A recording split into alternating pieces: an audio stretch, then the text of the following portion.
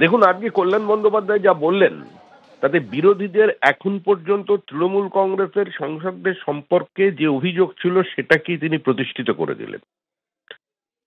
নারদাকে তৃণমূল যতই ডিফেন্ড করুক না কেন এতদিন, আজকে কল্যাণ বন্দ্যোপাধ্যায় প্রকাশ্যে বলে দিলেন যে নারদা থেকে এরা টাকা নিয়েছে এবং তার জন্য দলের ভাবমূর্তি ক্ষুণ্ণ হয়েছে। তিনি সৌগত রায়ের মতো একজন বর্ষীয়ান সাংসদ সম্পর্কে তার অতীত নিয়ে যে কথা বললেন তাতে কার্যত কার ভাবমূর্তি ভালো হলো আর কার খারাপ হলো এটা তো বিচার্য বিষয় হবে না এখন। বিষয় হলো এই মুহূর্তে তৃণমূল কংগ্রেসের ভিতরের রসায়নটা কি ভাবে আছে। আরেকজন মহিলা সাংসদ সম্পর্কে মানুষের যে অভিযোগ ছিল, একজন বিজেপি সাংসদের যে অভিযোগ ছিল এবং সংবাদ মাধ্যমে যেটা বহু চর্চিত হয়েছিল যে বিশেষ একটি শিল্পগোষ্ঠীর হয়ে তিনি কার্যত আরেকটি শিল্পগোষ্ঠীর বিরুদ্ধে নিশানা করছেন এবং তার সঙ্গে প্রধানমন্ত্রীকে যুক্ত করার চেষ্টা করছেন, মানে তিনি একজন এজেন্ট হিসেবে কাজ করছেন। আজকে সেটাও প্রতিষ্ঠিত করে দিলেন নাম না করে কল্যাণ বন্দ্যোপাধ্যায়। মানে তৃণমূল কংগ্রেসের বিরুদ্ধে যে অভিযোগ ছিল সেই অভিযোগগুলো যে সত্য এটা আজকে কল্যাণ বন্দ্যোপাধ্যায় অত্যন্ত সততার সঙ্গে, স্বচ্ছতার সঙ্গে, দৃঢ়তার সঙ্গে আমাদের সামনে প্রতিষ্ঠা করে দিলেন।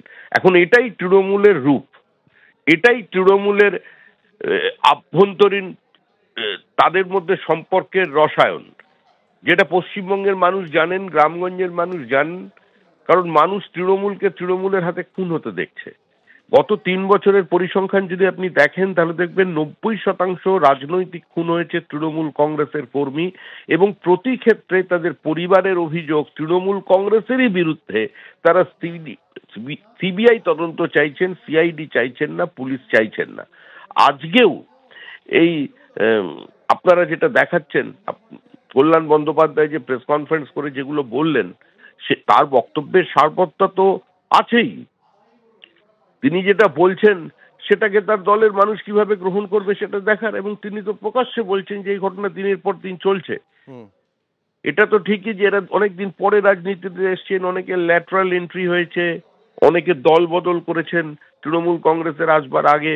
আবার তিনি এটাও ইঙ্গিতপূর্ণভাবে বলে দিলেন যে কেন শুধু মোদীকে আক্রমণ, অমিত শাহকে কেন আক্রমণ নয়, বিজেপির অন্য নেতাকে কেন আক্রমণ নয়। তো এগুলো তো সম্পূর্ণই ওদের দলের বিষয়।